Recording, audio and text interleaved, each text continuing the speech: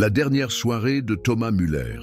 Le 12 mars 2021, Thomas Müller, 42 ans, quitta son appartement à Landshut avec un sourire aux lèvres. L'ingénieur divorcé avait confié à sa sœur qu'il avait rencontré quelqu'un de spécial. Une Française nommée Camille, charmante, cultivée et compréhensive. Après des années de solitude depuis son divorce, Thomas semblait enfin retrouver le bonheur. « Elle est différente de toutes les autres », avait-il dit à sa sœur Sabine au téléphone. « Elle m'écoute vraiment, elle me comprend. » Sabine était heureuse pour son frère. Thomas avait traversé des années difficiles, un divorce amer, la perte de la garde de sa fille et une dépression qui avait failli le briser. Cette nouvelle relation semblait être un nouveau départ. Ce soir-là, Thomas prit sa BMW argentée pour se rendre à Munich. Camille avait suggéré un dîner romantique dans son appartement, un petit logement à Schwabing, lui avait-elle dit. « Je veux cuisiner pour toi », lui avait-elle écrit. Quelque chose d'authentiquement français, rien que nous deux. Thomas avait acheté des fleurs, une bouteille de vin rouge coûteuse et s'était mis sur son 31 pour la première fois depuis des mois. Le dernier message envoyé par Thomas parvint à sa sœur à 19h47. « J'arrive !» Elle a promis de faire un coq au vin. « Souhaite-moi bonne chance !» Sabine répondit avec un emoji cœur et les mots « Amuse-toi bien, tu le mérites !»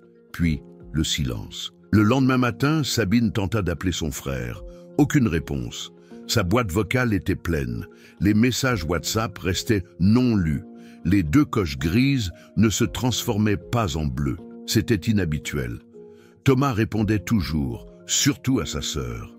Ils étaient particulièrement proches depuis la mort de leurs parents. Dans l'après-midi du 13 mars, Sabine commença à s'inquiéter sérieusement. Elle appela l'employeur de Thomas, un bureau d'ingénieur à Landshut. Thomas ne s'était pas présenté au travail. Il n'avait pas appelé pour signaler son absence. Cela n'était jamais arrivé en 15 ans d'ancienneté. Sabine essaya de trouver des informations sur cette mystérieuse Camille. Thomas ne lui avait donné que peu de détails. Elle travaillait soi-disant dans le marketing, avait déménagé de Paris à Munich il y a 2 ans, aimait la musique classique et le cinéma français. Ils s'étaient rencontrés sur une application de rencontre. Mais quelle application? Thomas ne l'avait jamais mentionné. Dans une panique grandissante, Sabine fouilla les profils de médias sociaux de son frère. Rien. Aucune Camille dans sa liste d'amis, aucune identification, aucun commentaire. C'était comme si cette femme n'existait pas. Le soir du 14 mars, 48 heures après le dernier message de Thomas, Sabine Müller se rendit au poste de police de Landshut. L'agent de service, un homme d'une 50aine d'années à l'air fatigué, l'écouta avec un intérêt modéré. « Votre frère est un homme adulte, » dit-il finalement. « Peut-être a-t-il décidé de passer quelques jours avec sa nouvelle petite amie. C'est son droit le plus strict. »« Vous ne comprenez pas, » insista Sabine. Thomas ne disparaîtrait jamais sans donner de nouvelles. Il donnerait signe de vie. Toujours. A-t-il des dettes, des problèmes au travail? Y a-t-il des signes de pensée suicidaire? Sabine secoua la tête. Non, mais... Alors nous ne pouvons rien faire pour l'instant. S'il n'est pas réapparu après 72 heures, vous pourrez déposer une déclaration officielle de disparition. D'ici là, vous devez attendre. Sabine quitta le poste frustrée et désespérée. Attendre. Alors que son frère était peut-être en danger? Elle ne pouvait pas l'accepter. Elle décida d'agir elle-même. Si la police refusait d'aider, elle trouverait Thomas elle-même. Elle connaissait l'adresse approximative, quelque part à Schwabing, Munich. Thomas avait mentionné que l'appartement de Camille était près du jardin anglais, Englischer Garten. Le lendemain matin, Sabine se rendit à Munich. Elle avait des captures d'écran des derniers messages de Thomas, des photos de lui et une liste de toutes les informations qu'elle pouvait recueillir sur cette mystérieuse Camille, ce qui était étonnamment peu. Ce que Sabine ignorait, son frère Thomas était déjà mort, et la femme qu'il avait considérée comme son salut de la solitude était, en réalité, un monstre qui laissait derrière elle une traînée sanglante à travers l'Allemagne depuis des années. Camille Roux, un caméléon sans conscience. Camille Roux est né à Lyon, en France, en 1985. Où était-ce Marseille? Les autorités détermineraient plus tard que presque rien de ce que Camille racontait sur elle-même n'était vrai. Ce que l'on sait avec certitude, Camille est arrivée en Allemagne en 2014. Elle possédait un passeport français, parlait couramment l'allemand avec un accent charmant et avait une capacité étrange à séduire les hommes. Elle était attirante, taille moyenne, cheveux foncés, yeux verts, un sourire qui rayonnait de chaleur et de compréhension. Mais derrière cette façade se cachait quelque chose de froid, de calculé. Camille n'était pas une femme qui agissait par passion ou sous le coup de l'émotion. C'était une chasseuse qui choisissait méticuleusement sa proie, l'observait patiemment et frappait avec une précision chirurgicale. Son mode opératoire était toujours le même. Elle s'inscrivait sur diverses plateformes de rencontres sous des noms différents, parfois Camille, parfois Juliette ou Clara. Elle cherchait spécifiquement des hommes d'âge moyen, divorcés ou veufs, financièrement stables, émotionnellement vulnérables, des hommes qui cherchaient une connexion, des hommes faciles à manipuler. La première phase était l'approche, grooming. Camille était passée maître dans la manipulation émotionnelle. Elle écrivait de longs messages empathiques. Elle se souvenait de petits détails des conversations précédentes. Elle partageait de fausses vulnérabilités, une enfance difficile, un mariage raté, la solitude dans un pays étranger. Elle reflétait parfaitement les sentiments de ses victimes. « Tu me comprends comme personne », lui écrivaient les hommes. C'était exactement ce qu'elle voulait entendre. Après des semaines, ou parfois des mois de contact par chat, Camille proposait une rencontre en personne, mais jamais en public. « Je suis timide », expliquait-elle. « Je ne suis pas à l'aise dans les restaurants. Faisons quelque chose de plus intime. Viens chez moi, je cuisinerai pour toi. » Les hommes acceptaient avec enthousiasme. Qui refuserait une telle offre? Camille changeait fréquemment de résidence. Munich, Nuremberg, Augsbourg, Ratisbonne. Elle louait de petits appartements, toujours meublés, toujours à court terme, toujours sous un faux nom. Elle ne laissait aucune trace numérique, payait en espèces, évitait les caméras de surveillance. Dans ses appartements, elle préparait méticuleusement. Elle achetait des vins coûteux, mais pas pour la dégustation. Elle les mélangeait avec une dose soigneusement calculée de GHB, la soi-disant drogue du viol, combinée à un cocktail de benzodiazépine. Le mélange était mortel, mais il agissait lentement, de manière discrète.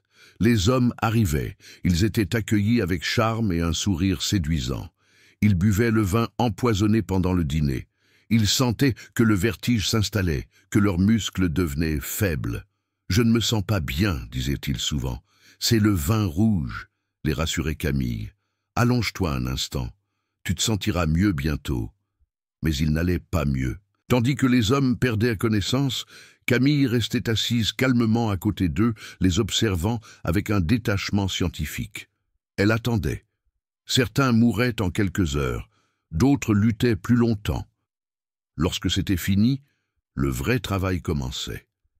Camille fouillait systématiquement les poches de ses victimes. Portefeuilles, montres, bijoux, clés de voiture. Elle transférait de l'argent de leur compte, si elle avait accès au code PIN ou à la banque en ligne. Elle effaçait tous les messages échangés entre elle et la victime. Ensuite, elle s'occupait du corps. Elle était méthodique, presque mécanique, aucune émotion, aucun remords.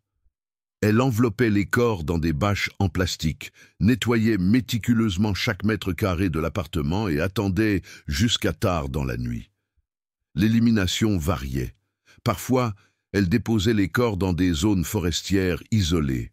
Parfois, elle les submergeait dans des lacs. Une fois, il s'avérerait plus tard, elle avait caché un corps dans une benne sur un chantier qui avait été bétonné le lendemain. Camille Roux ne tuait pas par passion. Elle tuait par avidité, par froideur, par un manque profond d'empathie. Pour elle, ses victimes n'étaient pas des personnes, elles étaient des ressources à exploiter. Et Thomas Müller n'était que sa dernière victime dans une longue et sanglante lignée. La recherche désespérée de Sabine est la première découverte. Sabine Müller se rendit à Munich tôt le matin du 15 mars. Le jardin anglais était immense et proche, pouvait signifier n'importe quoi. Elle commença à Schwabing, montrant la photo de Thomas dans des cafés, des boulangeries, des supermarchés. « Avez-vous vu cet homme? Il était ici le soir du 12 mars. Il allait rendre visite à une femme nommée Camille, française, cheveux foncés, environ 36 ans. » La plupart des gens secouaient la tête. Certains jetaient un coup d'œil fugace à la photo, haussaient les épaules et retournaient à leurs affaires. Munich était une grande ville. Les gens disparaissaient dans l'anonymat. Mais ensuite, dans une petite épicerie de nuit sur la Hohenzollernstraße, Sabine eut de la chance. Le vendeur, un homme turc âgé, regarda la photo plus longtemps. « Oui, dit-il finalement, je crois que je l'ai vu. Tard jeudi soir. Il a acheté des fleurs ici, des roses. Très bonne qualité. » Le cœur de Sabine se mit à battre la chamade. « Près d'ici ? » ?»« Oui, il est parti dans cette direction. » L'homme pointa du doigt une rue latérale. Il avait l'air heureux, excité. Sabine le remercia et suivit la rue. Elle sonna à des dizaines d'appartements, parla aux voisins, montra la photo. La plupart ne se souvenaient de rien. Mais une dame âgée au 3e étage d'un vieil immeuble se souvint de quelque chose d'étrange. « Il y avait une femme, dit-elle, française. Elle a vécu ici pendant quelques semaines, 2e étage, appartement 7, mais elle est déjà partie. Elle a déménagé il y a quelques jours, très soudainement. Savez-vous où ?» La dame secoua la tête. « Non, je suis désolé. Elle était très discrète. Elle restait toujours à l'écart. J'ai trouvé ça étrange. » Sabine frappa à la porte de l'appartement 7. Personne n'ouvrit. Elle essaya avec le propriétaire, un homme grincheux nommé R. Dietrich. La française? Oui, elle a résilié le bail plus tôt. Elle a dit qu'elle avait un nouveau travail dans une autre ville. Elle n'a pas réclamé la caution. Ça m'a arrangé, j'ai déjà reloué l'appartement. Avez-vous une adresse d'elle? Un nom? R. Dietrich feuilleta ses dossiers. Camille Martin, mais je crois que c'était un faux nom. Le passeport qu'elle m'a montré avait l'air bizarre. Puis-je voir l'appartement? Il est déjà reloué. En plus, je l'ai nettoyé à fond. Il ne reste plus rien. Sabine le supplia. Finalement, il céda et la conduisit à l'appartement. Les nouveaux locataires n'avaient pas encore emménagé. La pièce était vide, fraîchement peinte, avec une odeur chimique de produits de nettoyage. Sabine fouilla chaque recoin. Dans la cuisine, derrière le réfrigérateur, elle trouva quelque chose, une petite carte de visite qui avait été oubliée pendant le nettoyage. La carte ne portait qu'un numéro de téléphone et un nom, C. Sabine photographia la carte et quitta l'appartement. De retour dans la rue, elle appela le numéro. Cela sonna 3 fois, puis raccrocha. Elle essaya à nouveau. Cette fois, personne ne répondit. Elle se rendit au poste de police le plus proche. Cette fois, elle avait des informations plus concrètes. L'agent de service écouta, prit des notes, mais son expression resta sceptique. « Nous allons prendre les informations, dit-il. Mais sans indice de crime, nous ne pouvons pas faire grand-chose. Peut-être que votre frère s'est simplement enfui avec cette femme. Mon frère ne ferait jamais ça. » Sabine s'interrompit. Cela ne servait à rien. Elle réalisa qu'elle était seule. Le lendemain, quelque chose se produisit qui changea tout. Un promeneur trouva un corps dans un fossé peu profond dans le parc de Forstenrieder, au sud de Munich, sommairement recouvert de branches et de feuilles. La police identifia le défunt grâce à ses empreintes digitales. Klaus Weber, 47 ans, architecte de Starnberg. Il avait été porté disparu 3 semaines auparavant. Sa famille l'avait vu pour la dernière fois le 20 février. Lui aussi avait mentionné avoir rencontré quelqu'un, une Française. L'autopsie révéla, Klaus Weber était mort d'une overdose massive. Son sang contenait du GHB, du Rohypnol et plusieurs autres substances. Dans ces dernières heures, il avait souffert d'une agonie atroce. Lorsque la nouvelle de la mort de Klaus Weber parvint aux médias, Sabine Müller contacta la division des homicides responsables. Elle parla de Thomas, de Camille, de l'appartement vide à Schwabing. Soudain, l'attention fut accordée. Les enquêteurs virent un schéma. 2 hommes, tous 2 disparus après des rendez-vous avec une Française, tous 2 financièrement stables, tous 2 émotionnellement vulnérables. La chasse à Camille Roux avait commencé. Plus de victimes et la vraie dimension de l'horreur. Après que le lien entre Klaus Weber et Thomas Müller fut établi, la police mit en place une commission spéciale. Ils l'appelèrent Soko Nachtschatten, commission spéciale ombre nocturne, un nom reflétant la nature sombre des crimes. Les enquêteurs commencèrent à rechercher systématiquement des cas similaires. Ils passèrent au crible les signalements de personnes disparues des 5 dernières années dans toute la Bavière. Ils cherchèrent des schémas, des hommes d'âge moyen, divorcés ou veufs, qui avaient disparu après avoir contacté des femmes sur des plateformes de rencontres. Ce qu'ils trouvèrent fut bouleversant. Martin Schneider, 51 ans, consultant en affaires de Nuremberg, disparu en novembre 2019. Sa fille avait rapporté qu'il avait rencontré une Française merveilleuse. Son corps ne fut jamais retrouvé, mais son compte bancaire fut vidé 3 jours après sa disparition. 47 000 € transférés sur un compte au Luxembourg qui fut fermé peu après. Jürgen Hoffmann, 45 ans, pharmacien d'Augsbourg. Déclaré mort en juin 2020 après avoir été porté disparu depuis février de la même année. Son dernier message à son frère: « Je l'ai trouvée, la bonne.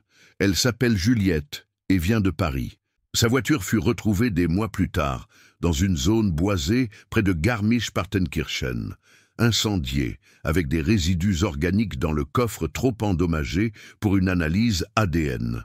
Stéphane Richter, 39 ans, spécialiste en informatique de Ratisbonne, disparu en août 2020. Sa sœur se souvenait de détails étranges. Stéphane avait dit que sa nouvelle petite amie, Claire, ne se laisserait jamais prendre en photo. « Elle est démodée », avait-il dit. « Je trouve ça charmant. » Le corps de Stéphane fut retrouvé en avril 2021 dans une zone boisée près de Landshut, à seulement quelques kilomètres de la ville natale de Thomas Müller. L'autopsie montra le même schéma qu'avec Klaus Weber, GHB, benzodiazépine, un mélange létal. Au total, Soko Nachtschatten identifia 7 victimes probables et au moins 4 autres cas suspects. Tous des hommes, tous âgés de 35 à 55 ans. Tous avaient eu des contacts avec une Française mystérieuse peu avant leur disparition. Mais il y avait aussi des survivants. Markus Klein, un enseignant de 43 ans de Munich, contacta la police après avoir vu le portrait robot de Camille aux informations. Ses mains tremblaient en racontant son histoire. « Je l'ai rencontrée sur Tinder. Elle se faisait appeler Amélie. Nous avons chatté pendant des semaines. Elle était parfaite, empathique, intelligente, drôle. Nous nous sommes rencontrés chez elle. Elle a cuisiné français. Le vin avait un goût bizarre, amer. Je n'en ai bu qu'un verre parce que je devais encore conduire. » Marcus fit une pause, déglutissant difficilement. « J'ai eu des vertiges, très forts. Je lui ai dit que je devais partir. Elle a essayé de me persuader de rester, mais j'ai insisté. J'ai titubé jusqu'à ma voiture, j'ai conduit jusqu'à la station-service la plus proche et j'ai appelé une ambulance. À l'hôpital, ils ont trouvé du GHB dans mon sang. Les médecins ont dit que j'avais eu de la chance. Une dose plus élevée m'aurait tué. Pourquoi n'avez-vous pas porté plainte à l'époque ? Demanda l'enquêteur. Marcus baissa les yeux. La honte! Je pensais que c'était ma faute, que j'avais été naïf. Je ne voulais pas que ma famille le sache. Il y eut 2 autres survivants avec des histoires similaires. Tous 2 avaient refusé le vin empoisonné à temps ou étaient partis plus tôt pour d'autres raisons. Leurs déclarations furent cruciales. Ils décrivirent Camille en détail, ses manières, son appartement, ses méthodes. Ils se souvinrent d'adresses. La plupart étaient maintenant abandonnées, mais la police scientifique trouva des traces biologiques dans 2 d'entre elles. Les enquêteurs établirent un profil. Camille Roux était une tueuse en série de la plus froide espèce, une veuve noire qui tuait ses victimes non par passion mais par pur calcul. Elle était intelligente, prudente et extrêmement dangereuse. Mais où était-elle maintenant? La dernière observation confirmée datait du 13 mars, le jour après la disparition de Thomas Müller. Une caméra de surveillance de la gare centrale de Munich avait capturé une femme correspondant à la description de Camille. Elle portait des lunettes de soleil sombres et un chapeau, mais sa démarche, sa stature correspondaient. Elle était montée dans un train pour Francfort. À partir de là, sa trace se perdit. La chasse à l'homme devint internationale. Interpol fut impliqué. La photo de Camille Roux apparut dans les aéroports, les gares et les postes frontières de toute l'Europe. La question était, la trouverait-il avant qu'elle ne frappe à nouveau? Comment la police a mis fin à la veuve noire? Les enquêtes de Soko-Nachtschatten se concentrèrent sur l'empreinte numérique de Camille. Bien qu'elle fût prudente, elle avait commis des erreurs. Personne ne pouvait assassiner pendant des années sans laisser de traces quelque part. La percée vint d'une source inattendue. Un expert en criminalistique informatique de la police bavaroise, l'inspecteur principal Daniel Vogel, découvrit un schéma dans les applications de rencontres. Camille avait utilisé différents profils, mais son style d'écriture était caractéristique. Certaines expressions, des tournures françaises, une manière spécifique de faire des compliments. Vogel développa un algorithme qui reconnaissait ces schémas linguistiques. Il rechercha des centaines de plateformes de rencontres et trouva 13 profils actifs correspondant au style de Camille. L'un d'eux était particulièrement actif. Sophie Dubois, prétendument âgée de 34 ans, nouvelle à Cologne. Elle chattait intensément avec un homme nommé Peter Hartmann, un veuf de 48 ans. La police agit rapidement. Ils contactèrent Peter Hartmann et lui expliquèrent la situation. Il fut choqué, mais coopératif. Ensemble, ils élaborèrent un plan. Peter continuerait d'écrire à Sophie, mais sous la direction de la police. L'objectif, organiser une rencontre et piéger Camille.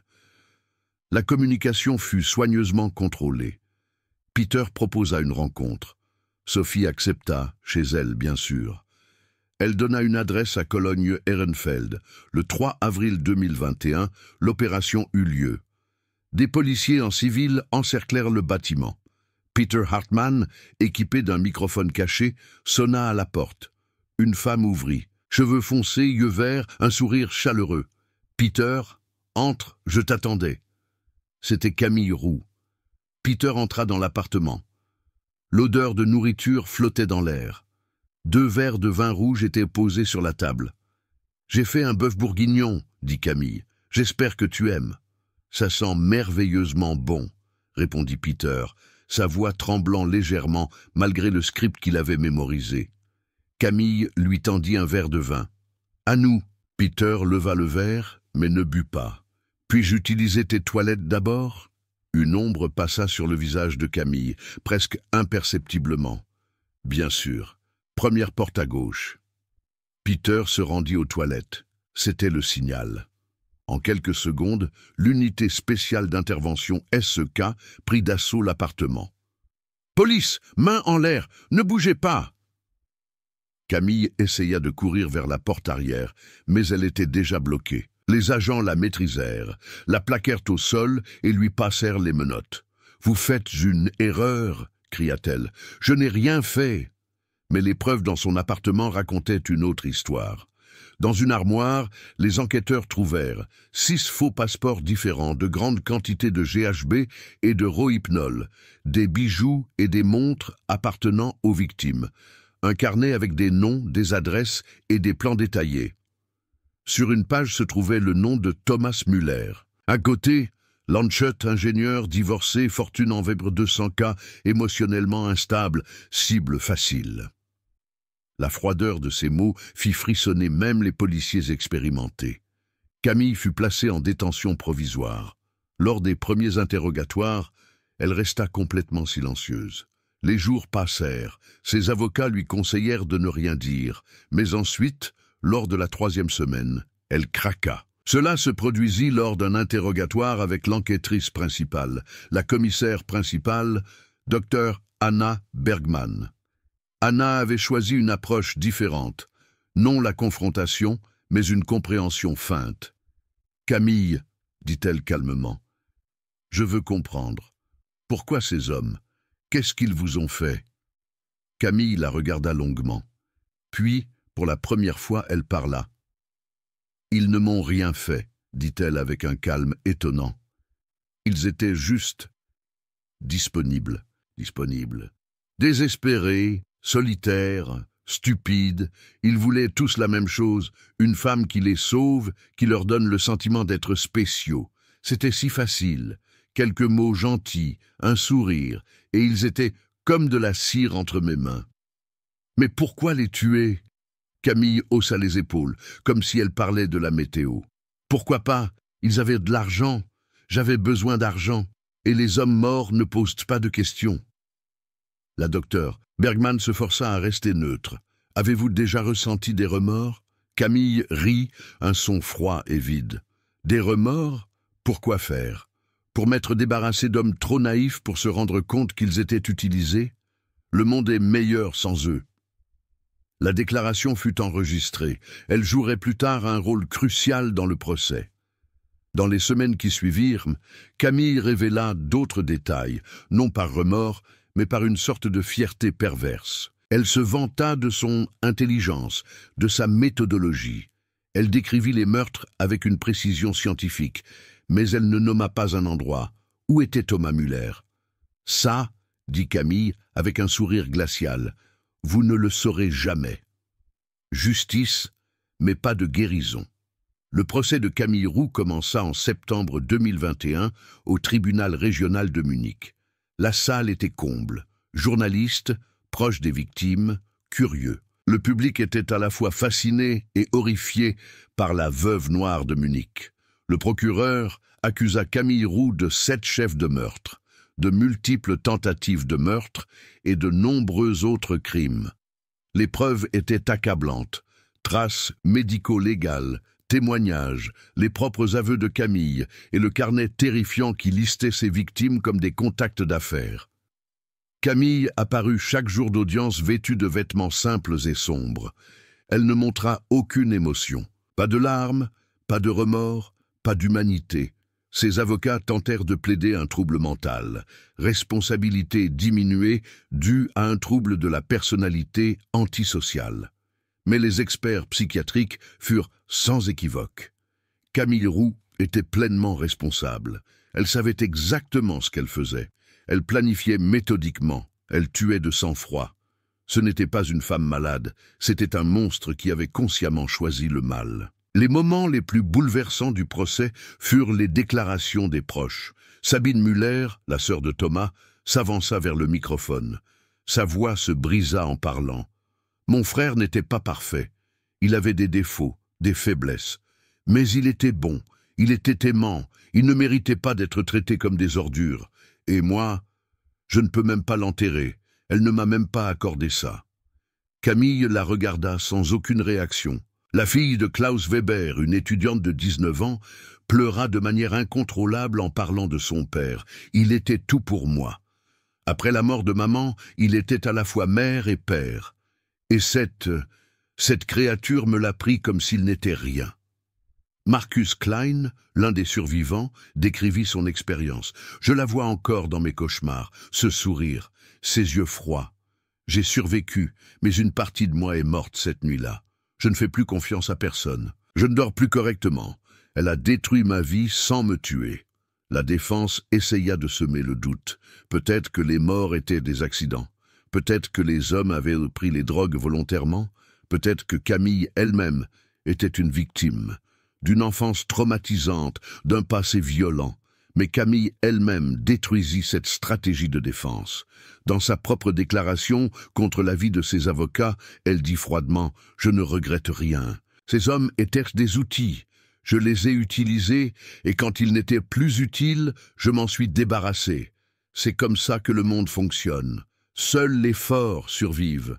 Les faibles sont mangés. » La salle se figea dans un silence choqué. Le 18 novembre 2021, le tribunal annonça son verdict, coupable de tous les chefs d'accusation. Peine de prison à vie, avec reconnaissance de la gravité particulière de la culpabilité. Cela signifiait Camille Roux passerait au moins 25 ans en prison, probablement jusqu'à sa mort. Une libération anticipée était pratiquement exclue.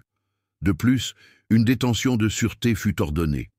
Même après avoir purgé sa peine, Camille ne serait pas libérée tant qu'elle serait considérée comme un danger pour la société. Des compensations financières furent imposées, un total de plus de 2 millions d'euros aux familles des victimes. De l'argent que Camille ne pourrait jamais payer, mais un acte symbolique de justice. Lorsque le verdict fut lu, Camille ne montra aucune réaction. Elle resta simplement là, rigide, vide.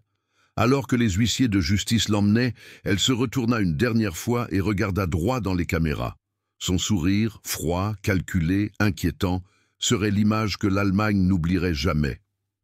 Les cicatrices qui restent. Pour Sabine Müller, le procès ne se termina pas avec le verdict. Le corps de Thomas ne fut jamais retrouvé. À ce jour, il n'y a pas de tombe, pas de lieu de deuil. Camille refuse de divulguer l'endroit, son dernier exercice de pouvoir sur ses victimes. Sabine fonda une association, La Voix de Thomas, qui plaide pour de meilleures mesures de sécurité sur les plateformes de rencontres et sensibilise au danger des arnaques sentimentales. « Je ne peux pas ramener mon frère », dit-elle dans des interviews, « mais je peux empêcher d'autres familles de devoir traverser la même chose. » La fille de Klaus Weber souffre encore de troubles de stress post-traumatique. Elle est en thérapie, luttant chaque jour contre la dépression et les troubles anxieux. Les survivants portent des cicatrices invisibles. Marcus Klein est dans un groupe d'entraide pour les victimes de crimes violents. On survit, dit-il, mais on ne revit jamais vraiment. L'héritage de l'horreur. L'affaire Camille Roux a entraîné des changements significatifs en Allemagne. Lois plus strictes pour les plateformes de rencontres, vérification d'identité obligatoire sur certaines applications, meilleure formation pour les policiers, reconnaissance des schémas dans les signalements de personnes disparues, campagne de sensibilisation publique, avertissement sur les arnaques sentimentales et la fraude aux rencontres, temps de réponse plus rapide, les signalements de personnes disparues sont pris plus au sérieux, mais aucun changement législatif ne peut ramener les vies que Camille Roux a détruites. Dans sa cellule de la prison de Stadelheim, JVA Stadelheim, Camille passe ses journées à l'isolement. Elle reçoit des menaces de mort de codétenus, vit sous surveillance constante. Le personnel la décrit comme émotionnellement émoussée, manipulatrice et sans aucun signe de remords. Les psychiatres qui l'examinent sont à la fois fascinés et repoussés. Elle est un exemple de psychopathie manuelle, charmante, intelligente et absolument incapable d'empathie. Mais pour les familles de ses victimes, elle n'est pas un cas d'étude. Elle est le monstre qui a changé leur vie pour toujours. 7 hommes sont morts. Des dizaines de vies sont détruites. Et une question demeure. Combien d'autres victimes y a-t-il dont nous n'avons pas encore connaissance? Les enquêtes se poursuivent. Les voyages de Camille Roux sont reconstitués. Ses anciens lieux de résidence sont fouillés. Il est possible, voire probable, que le nombre de ses victimes soit bien plus élevé que les 7 connues. C'est ça, la véritable horreur. Nous pourrions ne jamais connaître toute la vérité. Épilogue. Par une froide soirée de novembre, près de 2 ans après le verdict, Sabine Müller se tient au bord du lac de Starnberg. Dans ses mains, elle tient une couronne de roses blanches, les fleurs préférées de Thomas. Elle n'a pas de pierre tombale où se recueillir. Alors, elle vient ici, dans ce lieu tranquille, et parle à son frère. « Je ne t'ai pas oublié », murmure-t-elle au vent. « Je ne t'oublierai jamais. » Le soleil se couche derrière les montagnes. Le monde continue de tourner. Mais pour Sabine et tous les autres dont la vie a été touchée par Camille Roux, rien ne sera plus jamais comme avant. La nuit que Camille Roux a transformée en cauchemar ne se termine jamais. Elle se répète chaque jour dans le cœur de ceux qu'elle a laissés derrière elle.